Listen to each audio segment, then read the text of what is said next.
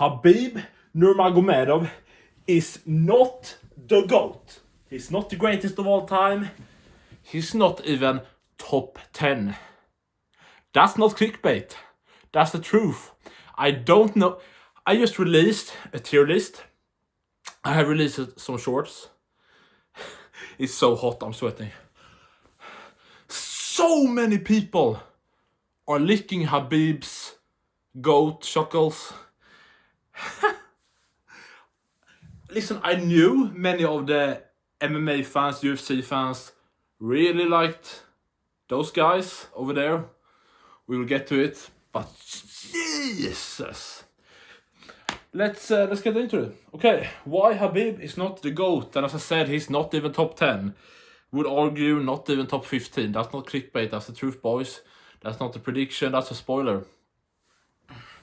Khabib Nurmagomedov, he has officially 3 title defenses.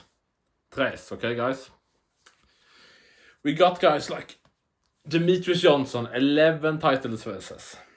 Anderson Silva, Jones, GSP, Aldo, etc. All those guys are 7, 8, 9, 10 defenses. All in a row. And Khabib is on 3. And we're not talking about that he beat Oliveira, Volk, and then Dustin Poirier. 3 defense. No, boys. First of all, Khabib beat Al Ayaquinta. What was he, number 12 something at the time?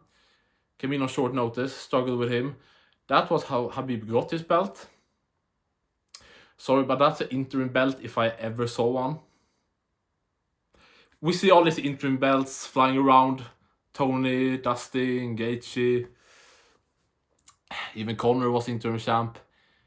And they beat, Chad Mendes, Max Holloway, Tony Ferguson.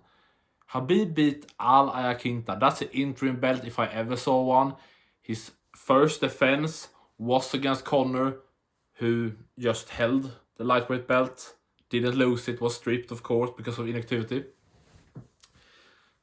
Like everyone sees that fight with Conor as, of course. Like a different reality could have so easily been if the UFC didn't want to strip Conor and they wanted him to beat Khabib and everything to go a certain way. A reality could definitely have been Khabib and Tony for the interim belt. Of course, Tony pulled out. He effed his knee up. Ayaquinta in. Khabib is interim champ. Title unification, UFC 229 against Conor. Very realistic opportunity and situation. And yeah, of course, he beats Conor. And everyone saw him. Okay. Now he's the champ. Okay? Yeah, sure. He has 3 official defenses, but even to look at those 3 defenses, even to look at his reign as something special, which it definitely wasn't. Khabib is one of the most inactive champions we've ever seen. And I'm not talking about Jones with 1 defense or Nico Montano, first flyweight champ, right? Flyweight champ, yeah. That was, or Jermaine Durandamy, of course. Those 2 never defended the belt. But Khabib to have 3 defenses. So he fought once in 2019, once in 2020, and then he retired. 3 defenses, 2 defenses, 2.5. So let's even get into the competition because we already talked about it. His defenses, of course, was Conor McGregor with a 2-year layoff, the worst Conor McGregor we've ever seen, and even the worst Conor McGregor, who was a perfect at the time stylistic matchup for Khabib, a striker with. Sure, Conor. I'm not gonna take away everything from Khabib.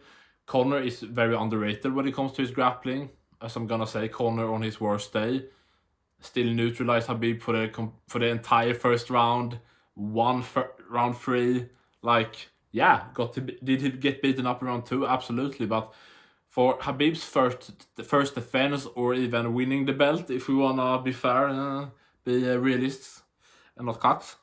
Hey brother,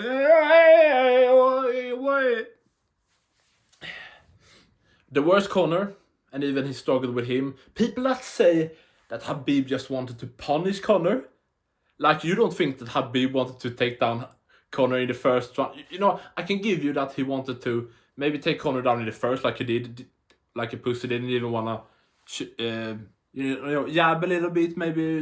No, immediately. I don't care if I look like a wuss. I don't care if I look like a coward. Such a coward style. Oh my god. So Khabib, I can give you that Khabib wanted to punish Conor for a bit, maybe into the second round. And look, dude, if you go back and look at round 2, you see clear as day, Khabib tried to finish Conor. He stood up, in like over him stacked position, whatever you want to call it, and rained down big shots that would have finished a lot of guys. You could even argue that Conor was lucky that the ref didn't step in. So he really tried to finish Conor there. Of course, he tried to finish Conor also in the second round, I believe, with a Kimura and other stuff. But nothing worked. Good work, Khabib. Striker. Yeah. Hey, brother, give me the goat. Yeah, goat, brother. Okay, let's get non-biased. It's so hot here. Okay. So yeah, I can give you that Khabib wanted to not to play with Conor, but to make him tired, beat him up in the first, go into the second, and manhandle him a bit more and like get a submission or a TKO in mid-late second round. I can give you that. He didn't want to go to round 4. Do you think he liked the third round where he wasn't able to get Conor down and he just got tagged up on the feet? Sure, Conor didn't have the same explosive speed, of course. I'm not in denial, but yeah, Khabib didn't like that third round at all. We all know what the prime Conor McGregor 2016, Conor McGregor, even in a rematch, we know what would happen. But that's not what we are talking about today, guys. I think I jumped over a point. So my point with all that, he didn't have the strongest competition as champ. He just didn't. The worst Conor we ever seen, 2-year layoff. Dustin was the perfect matchup. If you even going back and look at predictions, breakdowns, do people give Dustin a chance? Of course. He was on a great, win streak with former champions and all that. Became interim champ. So even Dustin, again, which was I've already gone through. Conor, perfect matchup at the time, 2-year layoff, striker, had just focused on boxing, very rusty in the wrestling, still neutralized Khabib round 1, tagged him up like a bitch and beat him in round 3, first time to take a round of Khabib. Dustin tagged him up, I believe, first or second round, where Khabib with his defense. And then, I don't care what people say, oh brother, I'm not gonna tap in front of my father, are you crazy? Inbred. Dude, Dustin got him in such and this was a cool moment. I'm not even pissing on Khabib here. I'm giving Dustin full credit. And I'm definitely giving Khabib credit because I don't know, not even, Khabib's religious, his father was there and his people, whatever, so he didn't want to tap. Great mindset, that's what every champion would should have. But like at there, like that he didn't go to sleep, like Conor, oh Jesus, Dustin had him in such a close guillotine. Like, oh my god, I didn't watch that live. I wish I would have. Like, I would have gone oh my god, that guillotine was tight. For those guys, I imagine most of you that see this video have seen the fight between Dustin and Khabib. That guillotine was so close. So, like, people that talk about that Khabib was this dominant, undefeated monster, like, it just wasn't the case. I don't know where. I just think it's that people look at him like, he's the Floyd Mayweather of MMA. He got his 29-0 and dipped. Like, first of all, Jones, if you're just gonna compare like the undefeated thing, if you just look at stats and the actual record, Jones has a much more impressive undefeated streak. Of course, his official only loss is to Matt Hamill by DQ, because they basically DQ'd him because he abused Matt Hamill. You beat him up a little bit too much. I know this is, a violent sport, but chill out. Do it to your wife instead. Cock. So, I'm my lady boy. We know Jones. Go home to your wife first. Burn off, and then go to lady boy. Okay, kid. So, anyway, not good competition. Even Gaethje, like good, decent first takedown defense, but on the ground, horrible, trash, horrible. This is a big one. Khabib really left just before the big challenge of his career. Like, if you look there at featherweight and lightweight, like welterweight and other divisions, but if you look at welterweight, even for 2016, 17, 18, 19, those years, just where Khabib really came up and became this big star and champion with defenses. At welterweight, you had seen many guys, as GSP, Woodley, Usman, many guys, even like Rory McDonald, of course, perfect example of people that were very well rounded and not bad like anywhere. And you saw even guys with time, like, you maybe will laugh at this, but even guys like Wonderboy, who was still pretty elite. I mean, probably has lost a bit of that younger man's, whatever. But even like someone like Wonderboy got better wrestling and jiu-jitsu the more the time went on. Of course, guys like Gilbert Burns, out of nowhere came up the welterweight scene with big power and good boxing and could like KO anyone on the feet and so good jiu-jitsu that like not Usman, not Chimaev, no one wanted to touch him there. So many well-rounded people at welterweight, even guys like Damian Maia, even improved his striking a bit. Of course, the whole Maia Ben Askren fight is a big meme, and I understand why. The classic spinning back fist of death from Ben Askren. Why can't we get Askren back in having fighted like light heavyweight or something? Anyway, but when it comes to lightweight and featherweight, but let's focus on lightweight. Like, just when Khabib retired and you go into 2021, like, people will laugh at this, but we all know in MMA and especially in the UFC, people that look like, okay, this guy or this woman doesn't have a chance against a champion, like not even close. We have seen so many big upsets by this point. Sarah JSP, even Peña Nunes, like, we have seen so many big upsets.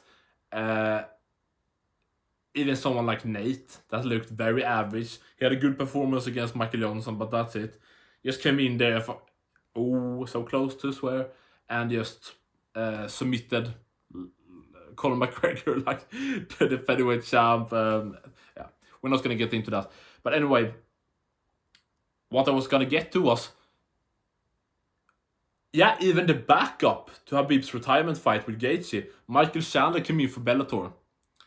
And he's probably, arguably, maybe except Prime Conor, but different styles. I mean, Michael Chandler is more like a powerful, like, he really imposes on you. Conor's more like, want to make you like do a mistake, while Chandler is really like, bam, bah.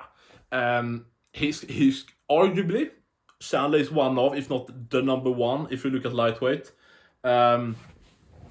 Most dangerous one-round fight, especially against Khabib. Like, Khabib, Chandler has really slowed down and looked horrible against Oliveira and Paddy now. I think those two years waiting for McGregor really messed up his career. But that's not the Chandler we're talking about now. Even if you think the prime Chandler was against, I don't know when you would look, if you look at like his second reign in Bellator, or even around the time where he lost to Pitbull. Of course, a loss doesn't mean that you're not in your prime. But sure, I'm fine with saying that Chandler maybe his prime finished that his prime ended. Maybe late Bellator, just when he came into the UFC. Maybe we saw his prime end with. I mean, he had great two first before. My point is, if you look at Chandler, I'm really gonna try to get to the point because this is, Jesus Christ. Just when Khabib retired, Michael Chandler comes in. Powerful guy, big explosive, can knock anyone out of the feet, especially there in 2021. First round, second round there early on, very early on. Explosive, great, powerful takedown. Can defend takedowns from most guys, maybe even not welterweight. You know, really strong, explosive there for the first round. Of course, he slows down in the second and third because he puts so much power and everything into his shots. But someone like Chandler coming in, Oliveira was like stylistically made to beat Khabib. If you look at his style, I know you can say he lost to Islam. Islam and Khabib is so different fighters. They are completely different. They are not comparable at all. Of course, both look disgusting and inbred, but the fighting style, not at all. And so you got like Michael Chandler, Charles Oliveira coming up.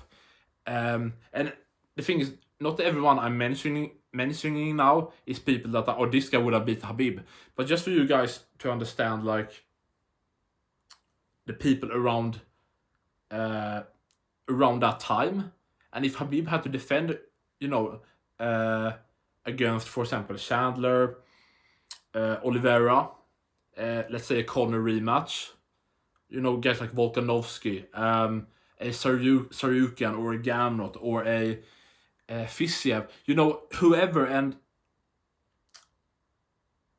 yeah, Khabib, like, those fights are where champions usually lose. When you see this champ like Volkanovski, you know, run through, if you look at his featherweight run, he runs through, you know, the older guys, Darren Elkins, Chad Mendes, Jose Aldo, Max, Ortega, you know, the guys from that has been there for several years. Aldo, of course, many years. And it's similar to Jones coming up and destroying the, you know, Pride light heavyweights and all these guys. Even yeah. So when you see someone like, in both those cases, of course, you see Volk. Then when he finally comes up against, you know, he beat the piss out of Max in the trilogy, Korean Zombie, and all these guys. And then when he comes up against the new, you know, undefeated bull, he gets sparked out in the second round by Ilya. Of course, Jones, of the people had saw him fight in title fight. Then you got the next generation with Alexander Gustafsson. And of course, other guys like DC and those guys. And there you see, of course, Gustafsson, many people thought he won that fight.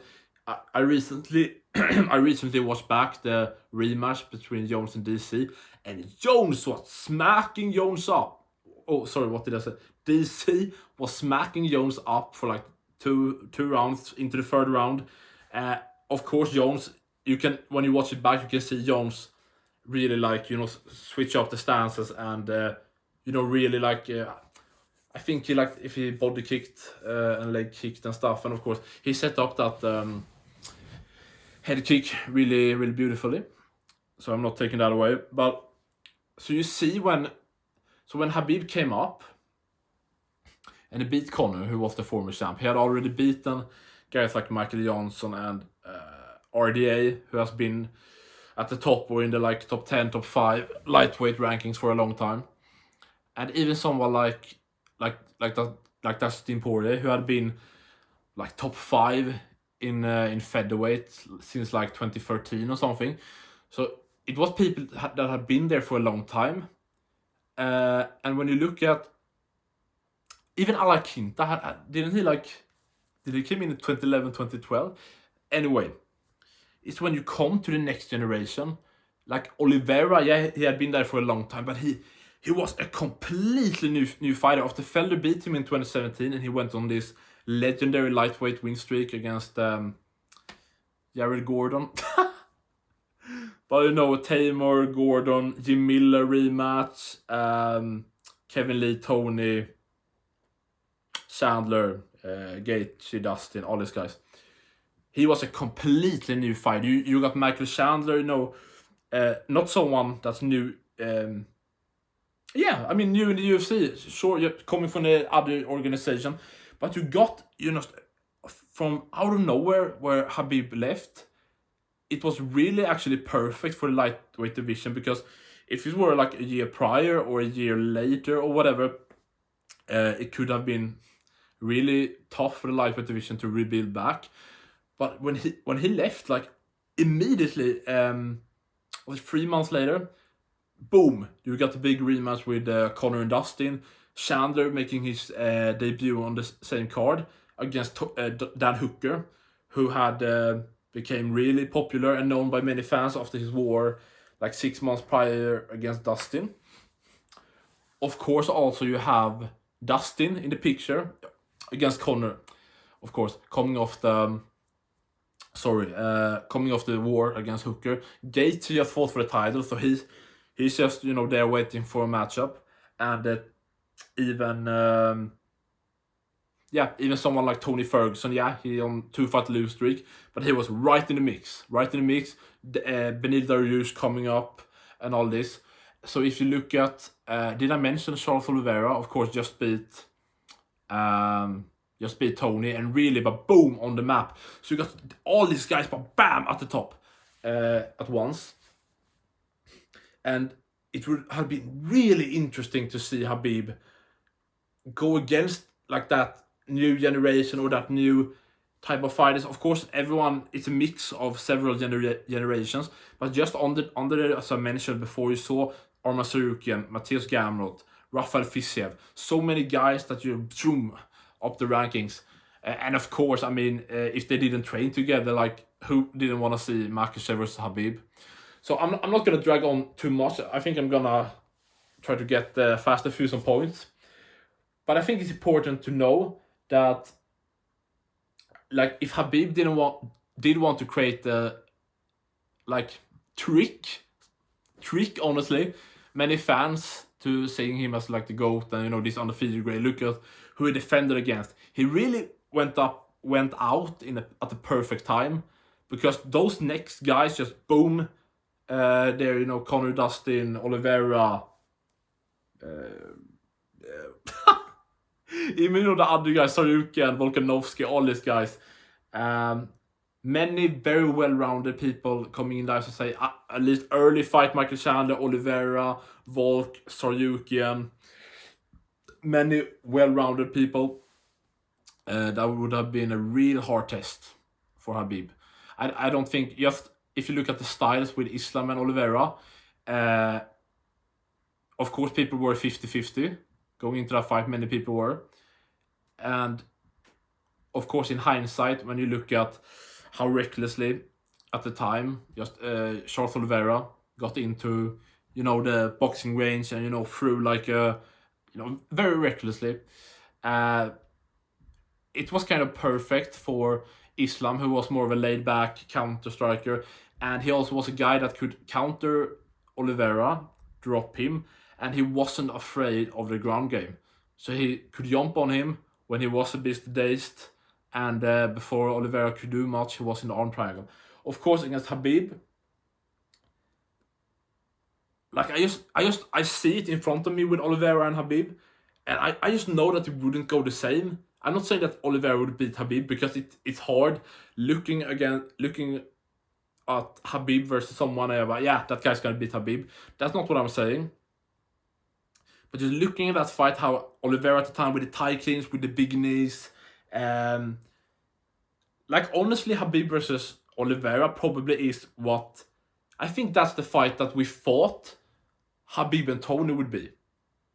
Maybe, you know, in hindsight now, like, I'm gonna get to Tony and when they, like, should have fought in, like, 2016, 2017, and what maybe I think would happen. But even now, you know, looking back, we can see, okay, Tony was could be a bit sloppy on the striking, and but mostly like that he was probably not the strongest guy when it comes to wrestling jiu-jitsu. You know, Kevin Lee had staph infection and gassed out, so Tony had a pretty easy triangle. And submitting Barbosa isn't anything special. Sorry. At the time it was good, but it's not incredible. So that fight with Khabib and Dustin, Khabib and Tony, like if that happened there in 2020, yeah, it's a good chance Khabib just would have mauled Tony. But so the fight that we had in our minds is this like war, who's gonna impose their will and back and forth. I think that's really 2021, 2022, Khabib Nurmagomedov versus Charles Oliveira. I think that would have been amazing. Could have been a close decision. I don't know who would have won, honestly. Like, who knows? We can only speculate. But there were so many good matchups for Khabib when you talk about competitive fight. And like the newer guys, now we have seen him in 4 title fights. 5 rounds with Iaquinta, 4 rounds with Conor. Really looking, okay, like how does Khabib look in the 3rd and 4th and everything? And his striking, his patterns, how does he move in the wrestling? It's like with Jones. The more you watch a guy, when you come to like the 2nd generation, the 3rd generation, like it will only get harder. It just will. So just something like that. You ain't seeing that with GSP, Jones, Anderson, DJ. Like, you ain't seeing a clear point where they now the next generation is here, I'm just dipping. Like, Jones dipped in 2020. That's 7 years after he started having, harder fights, against Gustafsson. Silva, I mean, he just went on until he lost. Credit to him. DJ the same. Shouldn't have lost to Sahoud, but so yeah. Moving on to the next. Of course, maybe I should have put that. We go on. You only have to look at the defenses for Khabib, and just not moving up to welterweight. And I think that just makes it very clear that he's not, of course, not number 1, not top 5. As I said, wouldn't even say top 10. Like, we have so many double champs, so many 2 division champs and double champs with defenses, with many, like, having few losses or 6-7 losses. Like, this isn't boxing, sorry. Like, I know Floyd made this thing in boxing where you should go out undefeated. That's not how it works in MMA. It's more, sorry, but it's just more impressive seeing you lose and then seeing someone really adapt, and like you see someone get better in the BJJ or the wrestling, the takedown defense, or a striker starting mixing up takedowns, or you see he's really improving on the feet. Like, that's so impressive to see, and see someone like Dustin Poirier lose to Conor, and lose to was it Swanson and Korean Zombie, right? Moving up to lightweight, going on this great win streak. Yeah, he lost to Michael Johnson, but then he went, beat all his Alvarez, Pettis, Max again. Losing to Khabib, beating Conor, beating Hooker, losing to Oliveira, but then coming back again, beating Chandler, beating Benoit Saint-Denis, and then getting a shot against Islam and doing really well for his age, having like 1 hip and being known for not having the best like takedown defense or like to do on the ground against someone who's really elite in the grappling, wrestling, all that. So yeah, that's just it's so impressive. And to see Khabib never got to that stage where he got into his 4th, 5th, 6th title defense.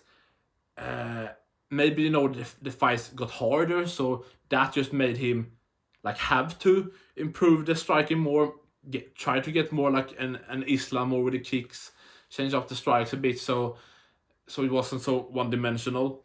Or maybe even he lost. Maybe he lost to an Oliveira or a Volk or something crazy like a Michael Chandler just in the first one cracks him with a big overhand. Early stoppage, who knows? Or Conor rematch. Or Masarukian, Fisiev just kicks him in the head, who knows? But to see then, even if he lost, how would Khabib have came back? Like, if you look at Khabib as a fighter, and not wanting hard fights and all that stuff. I don't think I think like he would have retired and like probably jumped in front of a car if if we look at how he talked and how much his undefeated stuff meant to him. So that's probably not realistic, thinking that what would have happened if Khabib lost. But we never got to see that, and I think that's a shame. And that's just another thing with his career that's like, dude, you're being 29-0. I'm gonna get to his record, but defense is not impressive. Left right before the next guys coming up that was clear, well-rounded, great styles to beat Khabib if someone would. Like, come on, man. Come on. Jesus, I need to, okay. Quick. Khabib never moved up to welterweight. He missed weight time after time at lightweight. Go back and look at his weigh-in against Gaethje. He didn't make 155. I promise you, on God. You know how the scale is, and it usually goes a bit, how should I explain it? Like it, if you look at the way that it, goes a bit, it's the guy that looks at the weight, he wants it to get like still and stable, and then like, boom, 155. Against Khabib, it was like, he got on the scale, and it's like, it went a bit, and then it's like 155, 155, not waited for it to like, yeah, it's what the most, it's such a bullshit, sorry guys, it's so bad. Khabib is the definition of a weight bully. Like, sorry, I know some people are, oh, if you make the weight, you can't be a weight bully. You got this in a pretty extreme case, someone like Colby, because he really, like, he's really someone that could have cut less weight than many guys like Islam or whatever, and still made 155 or 156. Because with Colby's style, he really focused on the pressure and the volume striking, not put much power and just out cardio, like Merab, I guess. But yeah, Khabib just missing weight that much, being that drained, having to go to the hospital because his liver shut down or whatever. Like, dude, you're not the lightweight. You're not the lightweight.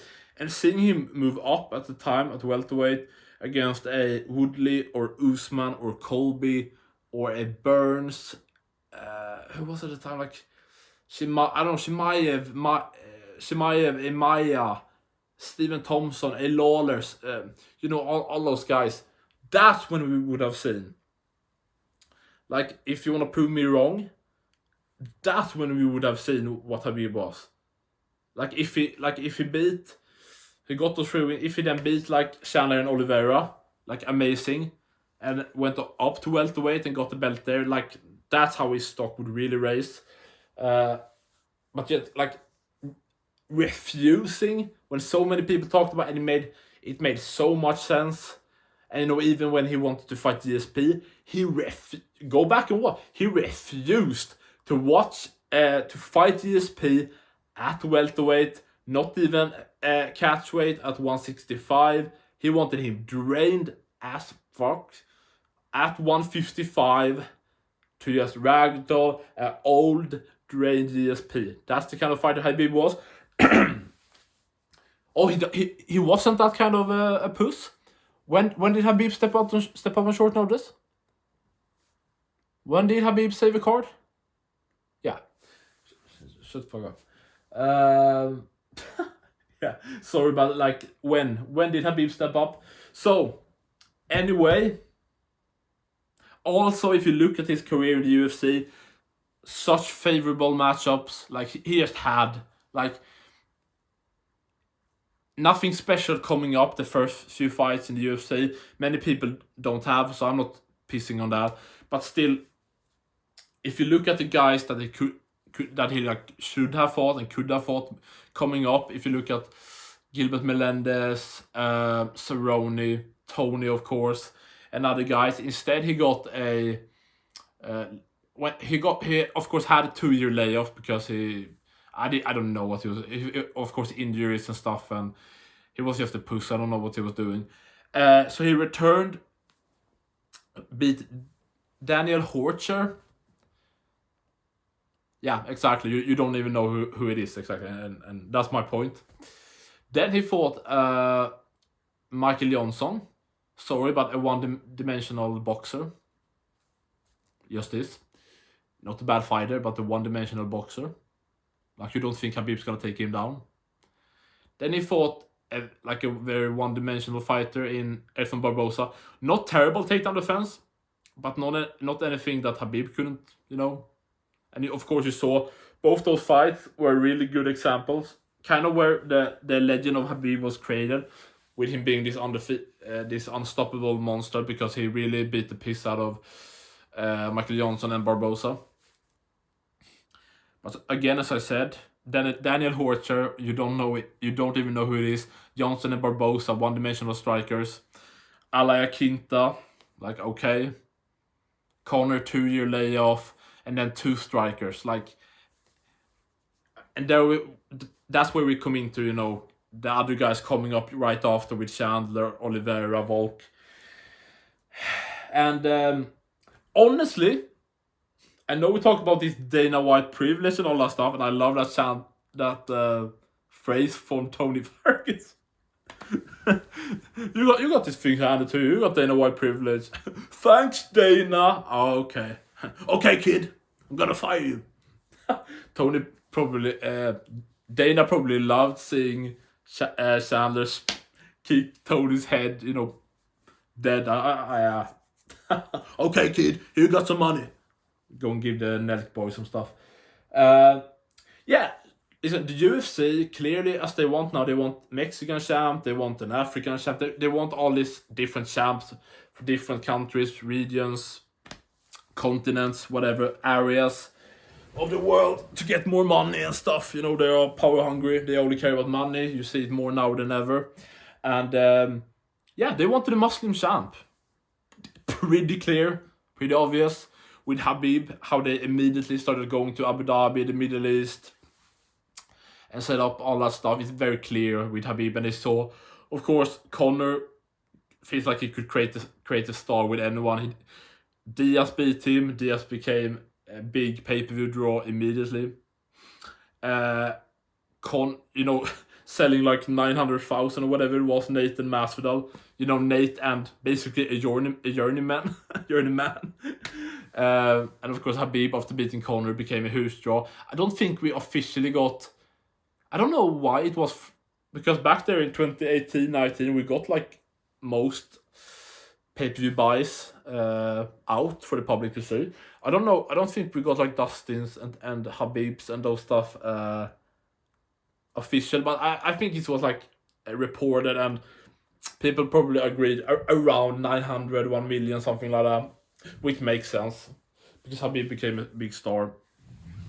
So it's clear just Dana wanted a Muslim champ, and you see why when they could go to the UAE, Abu Dhabi, all this stuff. It made sense. I'm not blaming him for it, but here's another reason when it comes to. What's the certificate? Yeah, exactly.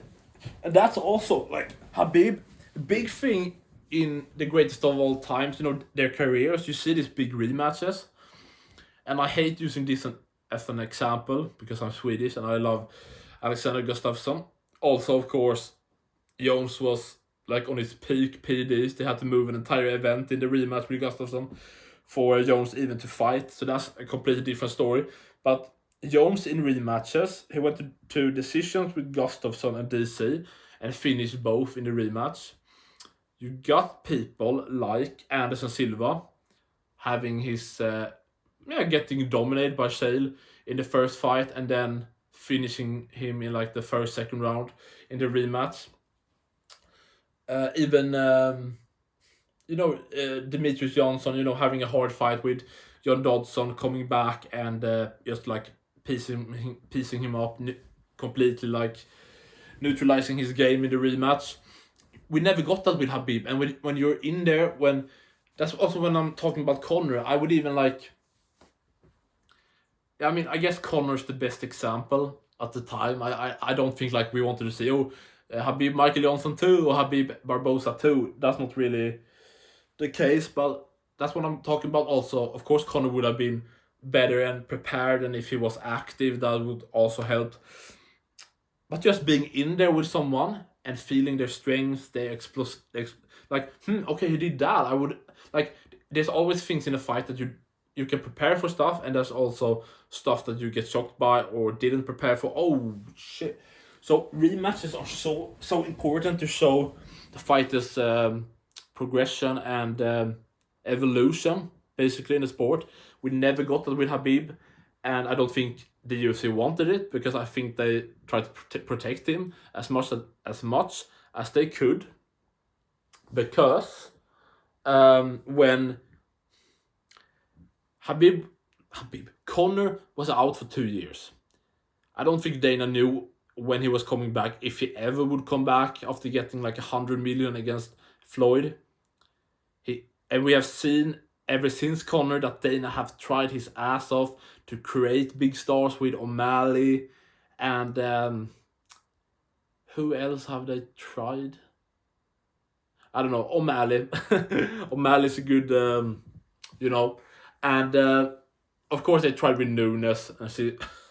Imagine beating, main eventing UFC 200, getting the belt, becoming champion, defending against Ronda Rousey, pissing her up in like 20-30 seconds, and then selling 85k buys.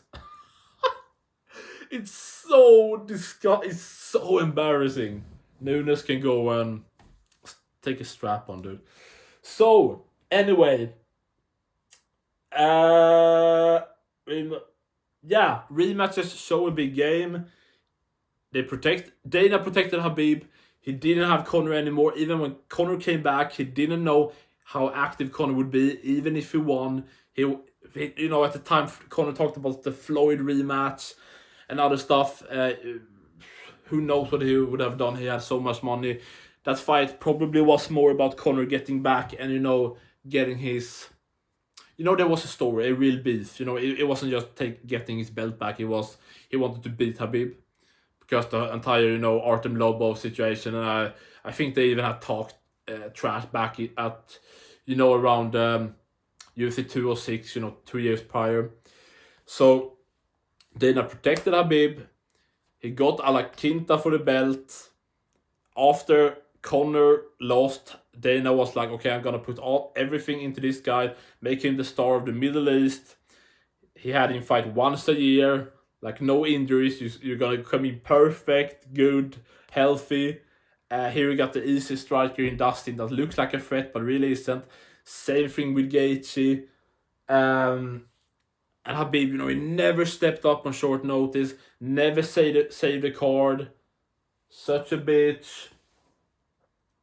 This is so embarrassing, actually. Have you guys looked at Habib's fights before the UFC? Like 29-0 does look good. But when you have like 16 fights before the UFC, and most of them, like, I can't prove anything, but when like 50% or most of them look like fixed fights in Russia to pad your record, then 29-0 doesn't look as impressive. And many guys, if they had the run that Habib had to the UFC, and the stylistic good matchups he had in the UFC, and as soon a hard match came to him, if it was Melendez, Cerrone, or Tony, he pulled out and waited for a striker. You can't deny that. That's Habib's UFC career. It just is, man. And if you look at... I have some stats. Of course, it was like taxi drivers he fought, several debut fighters. First of all, you can look... Habib had several 2-round fights in his early careers. If you know what you're talking about in MMA, a 2-round... I'm not talking about he finished the guy in the second round. No, like decision fights that went 2 rounds. That's what they do on The Ultimate Fighter. And when they do it on The Ultimate Fighter, it's not a pro fight, it's like an exhibition amateur fight, whatever you want to call it. So Habib's not even 29-0. That's not... I don't know who sanctioned that and why the UFC accept that, or whoever decides the records. But I promise you on my life, if you know what the pro fight is and an exhibition. Khabib's not 29, he's like 27, 26 at best. So that's horrible. Listen to some of these, records of people coming up. So, just a few fights in, Khabib faced someone that's 0-4. Terrible. Not the worst. Khabib was only a few fights in, but still 0-4. It's a red flag. Then a few fights later, he fought a debut when he was like 4-5-0 something. Then he fought an 0-2 guy. Then he fought someone that was 1-1.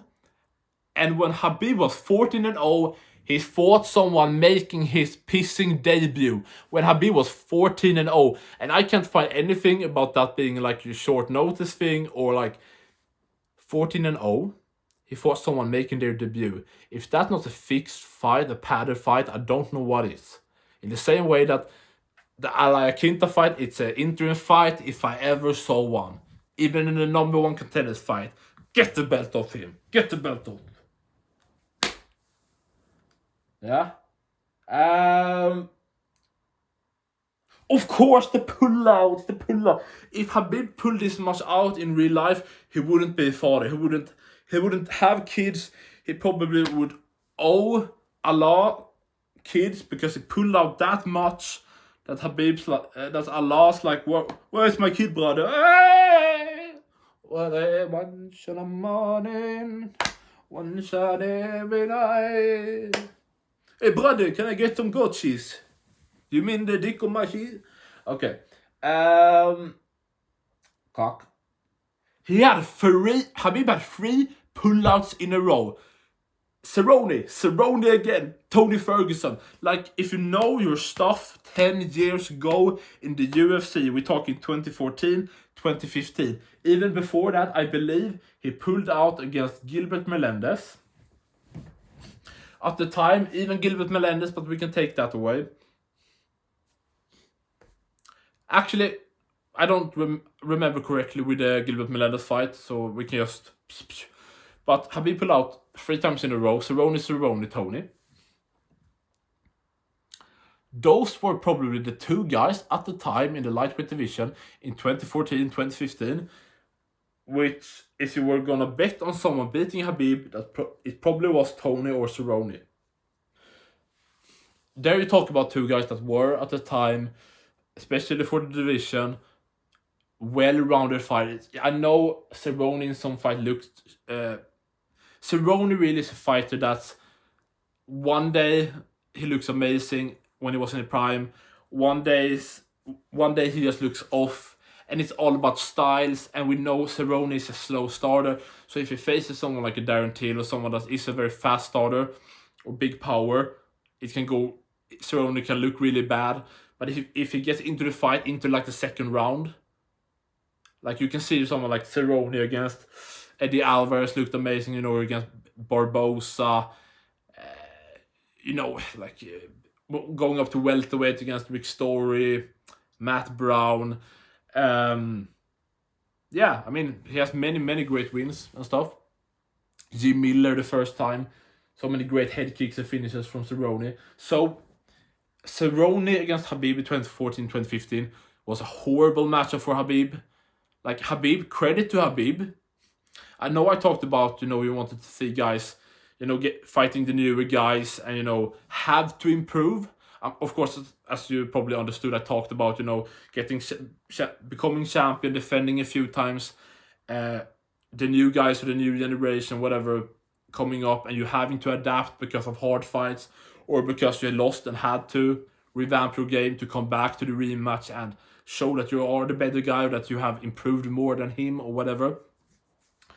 So what was gonna say is, at the time, sure, credit to Khabib, he really did improve from the guy in 2013, 2015, 2013, 2014, that were beating like Abel Trujillo, Rafael Dos Anjos. Of course, he dominated them and all that, and that's not what I'm saying.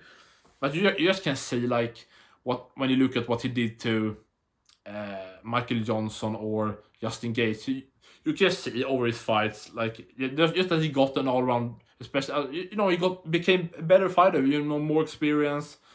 Went up against more harder guys. Many training camps. I mean, especially when you pull out that much that Khabib did for his career and got so many extra training camps on the same people, and not fighting all the time, not getting injured all the time. Of course, you're improving and looking good in fights when you got 2-3 training camps from the same person. Like, come on. So anyway, Cerrone at the time would have been a horrible match for Khabib. I could definitely have seen Cerrone defend the takedowns and head kick Khabib. I can so see that at the time. Or, sure, Khabib could get him down. Cerrone, even Cerrone later on in his career when he was older and about to, go on that losing streak. What was it? Perry got him down, I think. And I know this is Mike Perry, but just as you get what I'm talking about, Cerrone just bam from the bottom, got an armbar and got the submission from his back.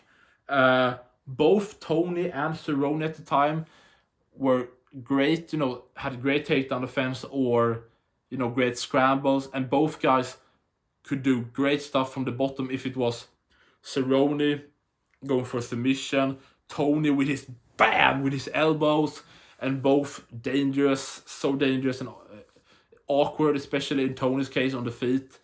And Cerrone just bam, Cerrone very, simple, but really good at the, simplistic, bam, bam, boom, head kick. So it's just a terrible look for Khabib, pulling out 3 times in a row there against Cerrone, twice against Tony. And of course, that's of course not the only time he pulled out against Tony. He pulled out again in 2017. He pulled out again in 2020. And when it comes to the 2020 stuff, everybody knows what happened in March 2020. The whole world, boom, I'm not going to say the word, but the thing is, people think that Khabib was forced out of the fight. Why do you think that Tony and Gaethje fought? Khabib could have fought. Khabib took his ball and went home. Khabib went back to Russia. I don't know why. So stupid, but a great excuse if you don't want to fight Tony, because that it may not go well. So just pulling out 3 times in a row, pulling out 3 times total against Tony. And the thing is, I would bet on Tony in 2015, in 2016, maybe even 2017. Especially when Khabib probably didn't have the best weight cuts, and if they fought in 2017, even when Khabib's liver was effed or whatever. So those times, I would bet on Tony beating Khabib. Because the thing was, I think most people would agree if they think about it, Tony and Khabib, if this is Khabib and this is Tony, the more the years went on, they just went, like this. Question is, I don't know where the perfect time actually would have been that they met, because I feel like Khabib really improved for the last few years of his career, and Tony, with a knee injury and just getting older. I think he was a bit older than Khabib. Just the age, the damage he had taken in many fights, not defending himself, just taking on the scene, his nasty knee injury and personal stuff and all that. I just think everything took a toll on him, and then cutting weight 2 times so close to each other and then taking that beating against Gaethje, he was just never the same. And Khabib just improved.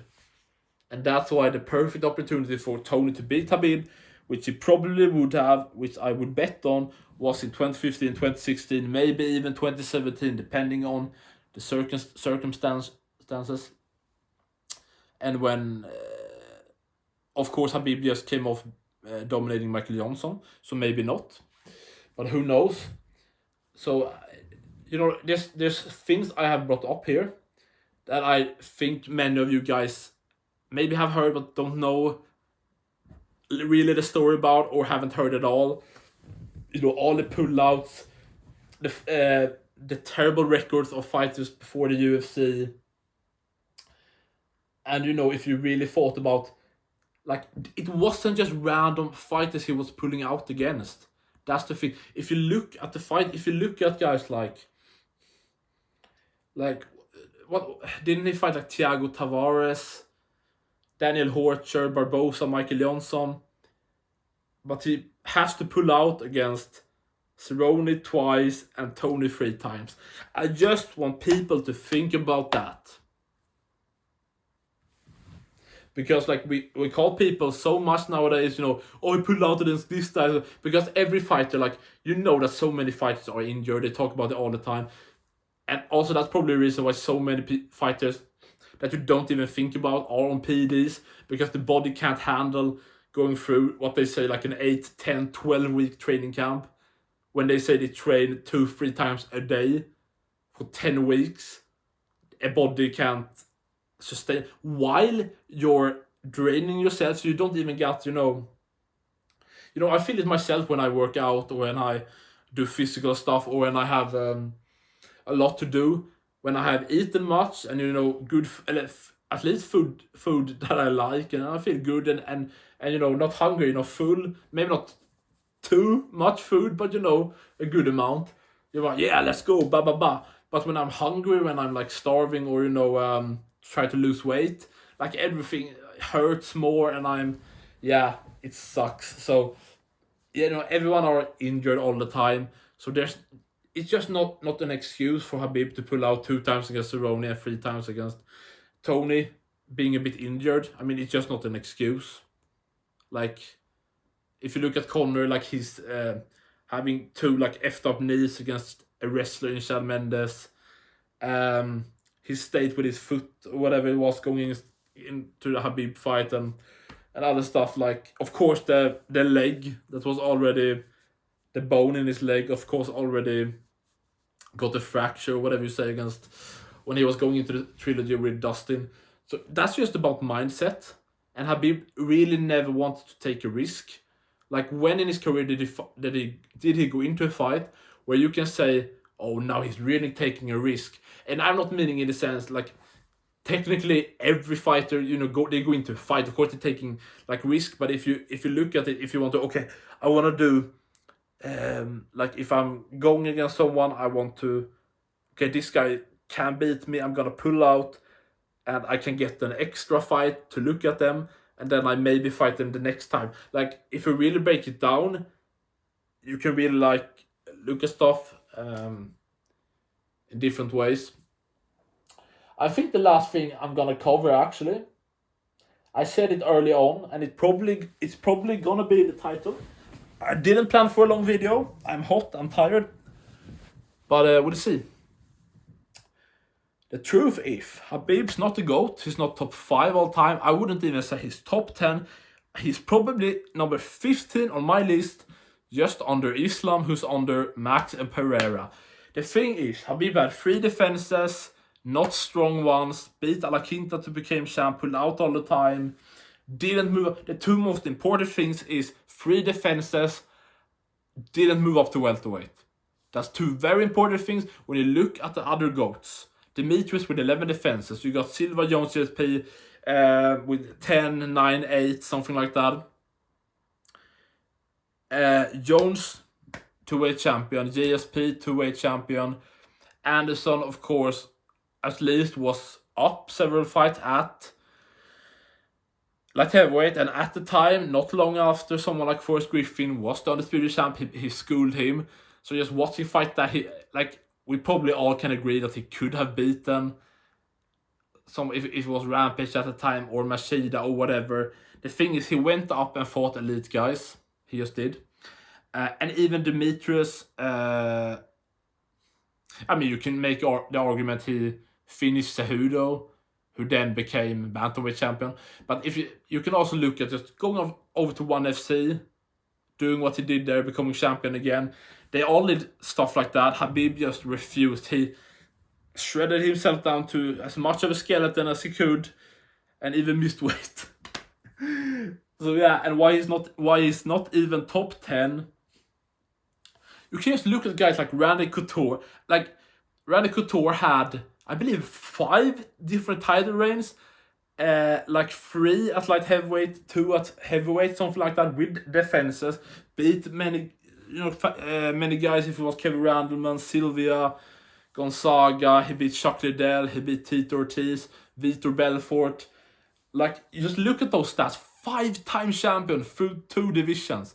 Matt Hughes, beat guys like GSP, BJ Penn was a 2-time champion. I believe also like 5 defenses. Daniel Cormier, 2-division champion, double champion, defended the light heavyweight belt, defended the heavyweight belt. Stipe Miocic, 4 defenses overall, most also 3 defenses in a row like Khabib, beat guys like DC, Ngannou, JDS, Overeem, Verdum, Arlovsky, Mark Hunt. I know BJ Penn's record is horrible, but like 2-division champion, beat Matt Hughes, pissed up GSP for a bit. And I can also imagine, as I did, Cejudo double champ, Volkanovski now 2-time champ, many defenses, beaten Max Holloway 3 times. That's huge for legacy, beating Jose Aldo. And yeah, I can finish off with that. Actually, Jose Aldo. Khabib was sitting on Aldo for like 2-3 years ago for only doing it for the money. Like, seriously, like Khabib, someone fighting once a year against the easiest guy for the belt, for as much money as possible. That's like the definition of fighting for money. Someone like Aldo trying to fight 2 times, 3 times a year, like trying to get the next fight and go to violence and not just hugging and crying. That's a champion. And that's why Jose Aldo is like top 5 all time. Like 7 defenses, many great wins, back all the way to the WEC days. Lost early on in his career because he didn't fight taxi drivers and debuts. Khabib's not the GOAT. He sucks. Inbred. Go cry.